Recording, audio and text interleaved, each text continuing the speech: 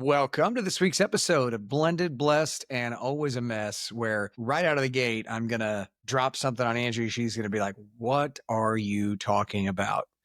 Boy. She sent me the header for this podcast, and it doesn't matter. And we all know Dwayne "The Rock" Johnson, the megastar, right? He got his start as a professional wrestler. Yes. Which we love watching wrestling. No. Angie I does, but me and Chase and Summer, she does as well. But when he started out, he would ask another wrestler, like he'd act like he didn't know them. He'd be like, "What's your name?" And they'd start to tell him, and he would immediately go, "It doesn't matter what your name is." And people loved it. And that is how The Rock started to get famous 20-ish years ago. So as soon as I saw "It doesn't matter," I was like, "Oh, The Rock, got it. Here we go." What was the title that I sent you? I I don't can't think it say was it. It Doesn't We Matter. can't. It's not appropriate. So Angie's feisty today. So she's sipping on a little hot tea to just calm herself, and Woo! we're Woo! gonna we're Been a gonna week. we're gonna roll with it. But it is the overarching theme of that. What matter after you lose a child? What matters to a parent who's lost the child? Things look differently. So maybe the weather doesn't matter. Maybe an issue that seems big doesn't matter, and that's really the headspace that you're in. Yeah, I find myself saying this a lot, often in my head, is it doesn't matter. And it's like on repeat. So then I have to like ask myself, well, what does matter? If all these things don't matter, then what does matter? And I had a therapy appointment this week, which I have not gone in a while. It's been probably a couple months because of life, and I've had a lot of travel, as we talked about, and just felt like for the most part I was doing okay. But every once in a while, you need to like check back in and do a little health check. Like, how am I really doing? And I felt like this was a topic of our discussion is like alignment with the world, because what the world feels like matters. And even just in your day-to-day household, in my mind, I'm always like screaming, it doesn't bleep matter. But that's an internal thing for me to navigate. And so I had shared that today on our social media. Like, I just started like thinking of a list of all the things that we worry about, we think about, that at the end of the day, it doesn't matter. If you're faced with extreme loss, you get that phone call in that split second. All of the dumb shit that we all worry about every day does not matter. And then what you have to cling to is your faith, the actions you decide to take each day, who you surround yourself with, the fact that you can take a breath matters. So I wrestle with that a lot in my mind, because just going through completely avoidable death, it just unravels you. And it's just crystal clear to me every day of what I should focus on and what really matters. And Hallie drives so much of that. She is still very much in our every day. Summer shared with me the other day, because I don't know if we shared this on the podcast, but Carter, when him and I went and got our tattoos together, Summer wanted to get a little tattoo. And so I normally probably would have been like, no, you're 16, you're not getting a tattoo, but you can't really say no when they want to get their dead sister's signature on their finger, on her middle finger, which I also think is very appropriate, because Hallie was always flipping the bird. So she's got Hallie's tiny little signature on her finger. And she loves it. I think she looks at it and just always reminds her of Hallie. But this week she's like, Mom, look how I purposely placed this ring on my finger. And next to the finger that has Hallie's signature, she's got this ring that says more than life. Mm. More than life. And I think a lot of times we overlook people that are functioning well. The twins are doing pretty well, but it's easy to overlook that they have been through something truly horrific, something I couldn't even imagine at their age. And they experience the same things that I experience. It doesn't matter because they're looking through a different lens. And so many times, like, just day to day typical teenager stuff that happens, I think they find themselves thinking the exact same thing. Like, yeah, that really isn't a big deal. Or finding that sometimes it's hard for them to relate to some of the small things that people feel like are big things, Yeah. even though they're functioning well, it appears, right? So, in my mind, if I can take my pain, my loss, and help other people, remind other people to put things into perspective, then I will shout that to the rooftops because the list of what matters is small. The list of what doesn't matter is long. And our life here is short.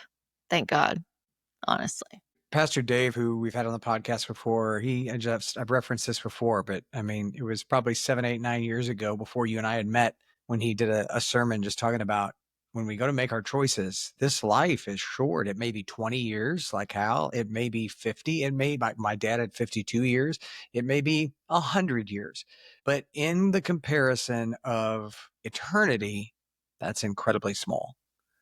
And so a lot of times we all operate on this like, oh my gosh, this is such an important thing scale when 5 days from now, it's not that important. 5 months, it wasn't. 5 years. And then 5 years after you're gone, really no one hardly ever remembers those things. It's crazy. And I think there's such an aspect to the why of like, why do certain people get to live a long time? And maybe when they don't even want to. And then you have people that are full of life and then their life's cut short. I'll share a little bit. We last night had a grief group meetup, my small little grief group, and we had a guest on that I don't know how old he is. I would guess, in his 70s probably. But he, during COVID, had gotten really sick and ended up in the hospital. But he had this dream that he had died. And, in the traditional sense, saw his mom, his mother-in-law, saw his funeral, all those things. And he kind of had a unique experience with how he would describe that dream that he had about dying. And it was just interesting because he felt like he had so many people praying for him that he had this choice if he wanted to fight through COVID or if he wanted to just like let it go. And he wanted to let it go until he saw his family at his funeral and decided that he was going to fight. And he felt like everybody praying for him. It was this long dream. Everybody praying for him prayed him back into fighting. But, being completely honest, as a mom sitting there where we had for days people praying for Hallie, I'm listening to him and I'm like, well, he must have had some purpose that he had to come back here for. Because why would my 20-year-old daughter, who had no choice in the matter if she stayed or left because she had already passed away, and everybody praying for her that she didn't come back. And you always wrestle with that. And I think there's no answer. There's no answer to why except that your purpose here is complete. Your journey here is complete. And so I think if we keep that in mind too, of when we're dealing with struggles, really understanding like, gosh, does this matter? Does this really matter? And second, if I'm here and I'm breathing, what is my purpose? Make it purposeful. Make it matter. If it doesn't really matter, the things they're worrying about, find things that do matter and make it purposeful. So, speaking of all of that, I'm done with my little rant.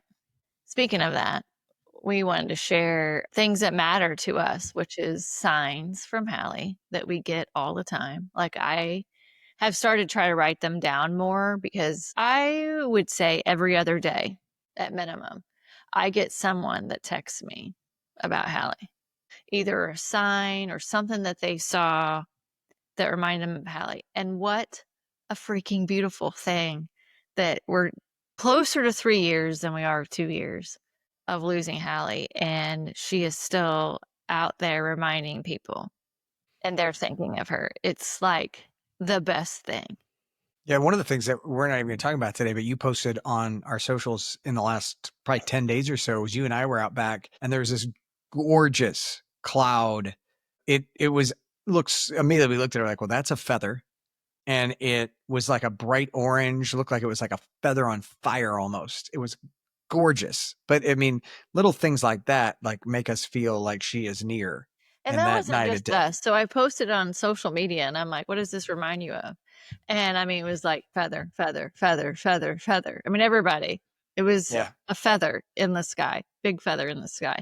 So there's just, there's so many examples of that. So we're going to give you some small examples.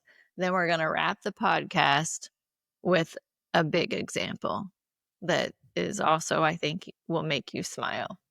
All right. So, just last night even. Last Like night, I'm on my grief group call, and Liza, my niece, who is like the mini Hallie and starting to do barrel racing, was barrel racing. And I have not been able to go watch her yet because every time it's kind of like last minute. You don't know if it's going to happen or not, or if they're going to go. And I always have something going on. So I had my grief group. So I wasn't able to make it. But then I get a text from Jess that says, Hallie's here riding, and sends me a video. And I read it like, someone reminded her of Hallie. And I watched the video and it's a gray horse, which is exactly what I think Phoenix will look like as she grows. And then I reread her text and it's like the girl riding the gray horse at the barrel race. Her name is Hallie. Mm-hmm. At the race that Liza goes to. And then on top of that, she had a lady come up to her and was like, "Are you Angie's sister?" And she's like, "Yeah." Well, it was our victim's advocate for the attorney general's office. So the appeal case. And her little girl rides too. And she was there riding. Normally she wears a Hallie t-shirt too. And it's, it makes you smile. It makes you smile. Also sad, but makes you smile. And I always take all those things as a sign from Hallie that she's still with us. Then you went and got Yeah. your hair cut. Went and got my hair cut this morning. So if you're watching the YouTube, it's fresh cut today. Fresh cut. Uh, and I was spending some time because I had, about 45-minute drive down to Angie's sister, Jessie. Jessie's involved in a lot of things that we do, including the signs, but her and Hal were really close. And I was just praying on the way down there. I was praying to Jesus and I was talking to Hallie. I was talking to my dad. That's something I've been doing a lot of lately. And, I talked to Hallie a lot about how I can show up well for Angie and the kids and just that she would be present. And when I got out of the car in front of Jessie's salon this morning, I looked down and just this white feather was on the curb right before you take a step and then walk into the door. I mean, just crazy that this white feather, you look around, nothing else. On a busy road. Yeah, busy road. No animals would be on this road. And it was a big feather. So I took it into Jess. I was like, well, I guess Hallie's going to hang out with us this morning. That's what it looks like. So that was just another unique sign from her. And we get those often. And then a little over a week and a half ago, maybe right in that area, I had a long drive, few hours down to a business trip. And it was with a new customer. And I don't know, I just had some feelings about whether or not I should be going to this and what I should expect out of it. And so it was the only time in my life I've ever gone over like 30 to 45 minutes, not listen to the radio. I prayed the entire way and talked to Jesus a lot and talked to Hal, my dad. And I did talk to Hallie specifically and just said, hey, if I'm supposed to be here today, if this is supposed to be something that I continue with, would you give me a sign? And ended up meeting with the guy for almost 3 hours. And the last like 30 minutes, it had all gone well. The energy was very good. And at the end, we started talking to each other about our families. And I proceeded to share about Hallie and her tragic passing and said, she was a barrel racer. And he's like, oh my gosh, brother, look at my arms. And he held his arms out and there's just the hairs were sticking up, goosebumps visible from across the desk. And he's like, I've had these weird goosebumps as we've talked today. And now I know why. He's like, look at this. My daughter, 25, is a champion barrel racer down in Florida. Then he pulls up, and that's just not normal. You don't have a lot of barrel racers. Okay. It's not a normal sport. And then he pulls up a picture. She's on a gray horse and from the profile looked very much like Hallie in the saddle. And it was just like, I went into his bathroom at his office and cried because I was just so overwhelmed. Like I felt Hallie so clearly and was like, okay, this is your sign. I talked to you on the way down here, said, give me something. And this was very clearly you saying, yes, I want you to be here. You should be in this space. So that was really powerful and moving for me that day. And even still just talking about it. And we've had several people that have reached out that they've had like health scares with their kiddos, and they shared that they pray to Hallie, they talk to Hallie to watch over them. And I just can't describe how that feels. For one, that they remember her, and two, that they also recognize the connection, the powerful connection that she has. And that's another reason why we keep talking about her and this experience of death, and to know that when people pass away, that they're not they're not gone. They're not. I just had one of my good friends message me this morning that a dear friend of theirs that had been suffering for a while, and it was her time to go, that she was sitting with her and was praying to her and to all of she got a lot of angel friends, unfortunately, and was asking them to be with her and to help her, pass away easily, quietly. And Hallie was one of them. And then they ended up moving her into another room. And she's like, when they moved her into the other room, there were sevens everywhere, everywhere. And she's like, I just totally felt like Hallie was there with her. And it's just the different kind of a relationship that you have with that I have with Hallie, but that it's people that I am connected with. And even some of them are people I've not met in person, but feel this like connection with. Hallie shows up for them too.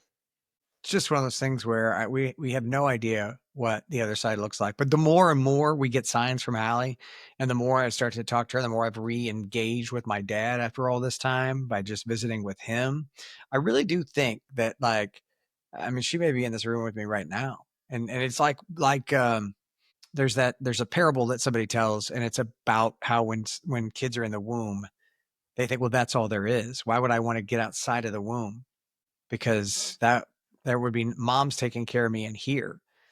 And then you get out of the womb and there's a whole nother bigger world. And there's a part of me that thinks that this life that you and I and everyone listening is like being in the womb, that we're just living this life that we have no concept of what is on the other side when we actually go and our souls go to be with Jesus, what that really is. And it's got to be so much more powerful and beautiful. And you're able to do so many more things and to be in all the places like Hallie is with all the different people. And it's just unfathomable, really. Mm-hmm. So the last sign, it's a little bit of a longer story that we want to share with you.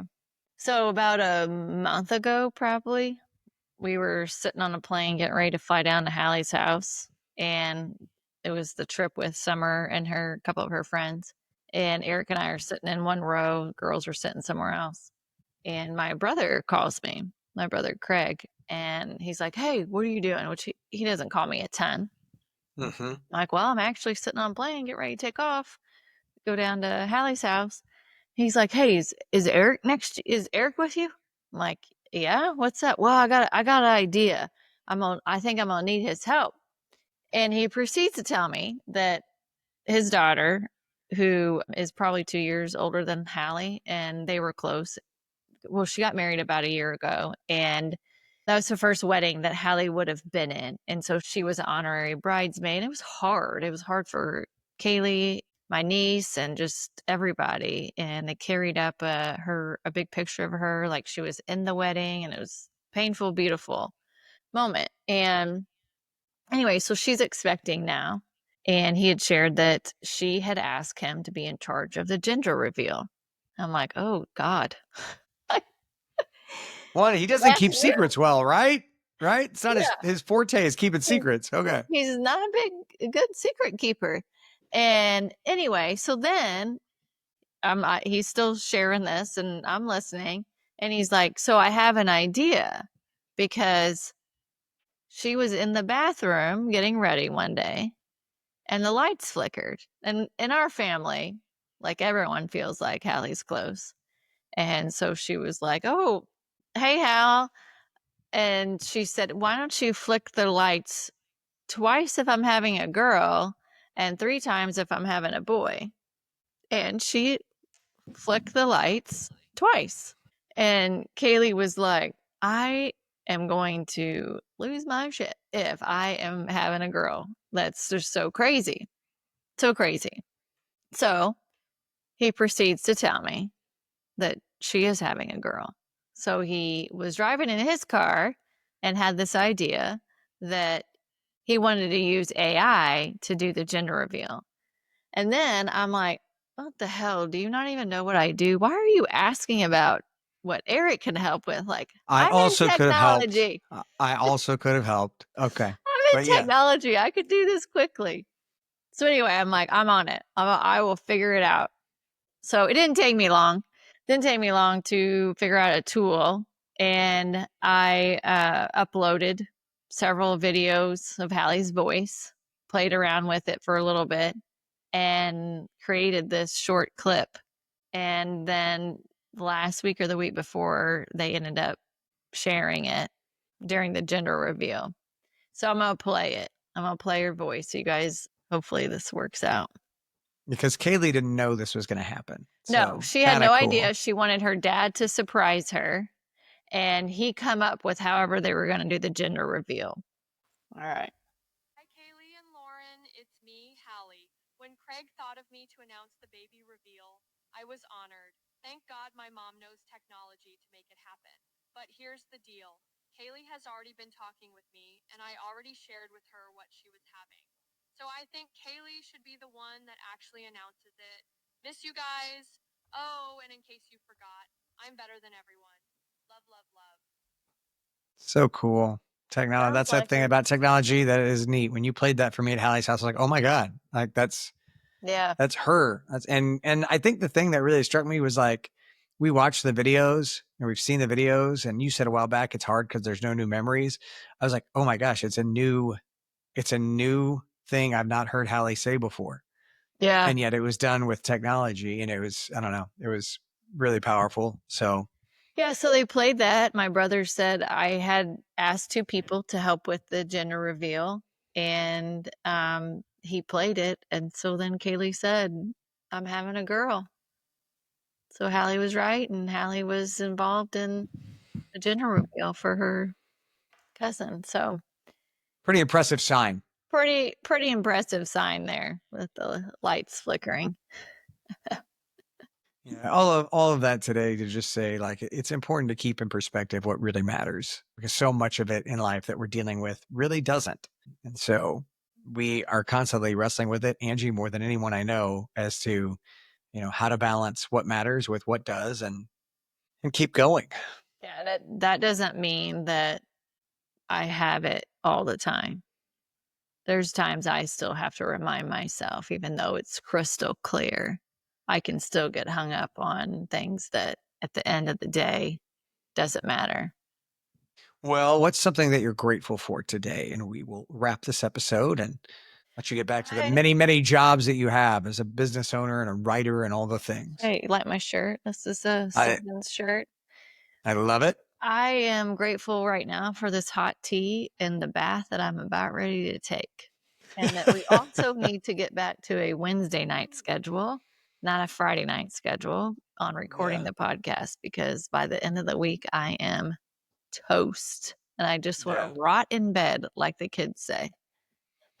Well, we'll wrap this up, and I'll edit and you can go get in the bathtub. I would just say I'm grateful that sports season has finally found an end for about 4 to 6 weeks. And I love What are you sports. smoking?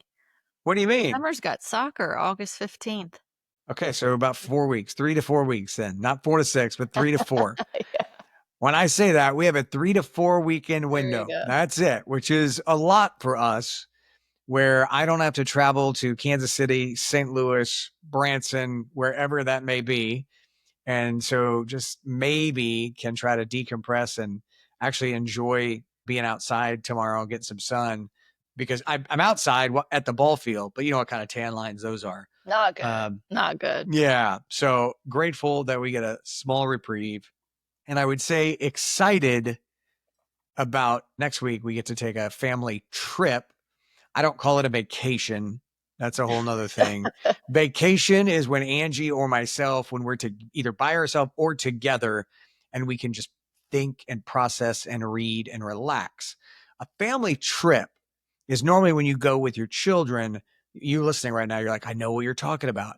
This scenario, we're with our children and Angie's family, the majority of her siblings, some grandkids, And because it's her mom and dad's 55th wedding anniversary. Dad is doing better.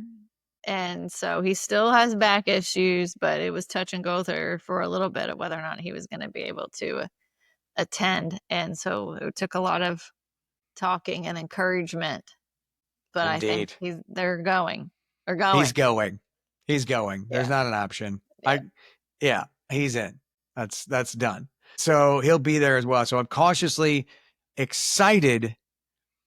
But again, and I talk about this on the radio regularly, these are not vacations. People, you took vacation days. No, this will not be relaxing. It's a family trip. Because if you know anything, when you have kids like I do, they're constantly like, Dad, throw the ball. Dad, get in the ocean. Dad. And I love it. I do enjoy it. I'm very active and I love it. But let's just not confuse what the two are. There's a family trip and there's a vacation. So I am excited about it and grateful for the opportunity to spend so much time with our family. So that is what I have for today. I feel like it is a great time to get started just editing this bad boy and letting you hop in the bathtub. Yeah, honey. that's probably a good idea. Okay, let's do that. For the rest of you, we hope that you have an absolutely wonderful week. Don't forget, you can check out sevensboutique.com if you'd like to check out what Angie's currently wearing. You can see the video on YouTube. And we hope you have a wonderful week, and God bless.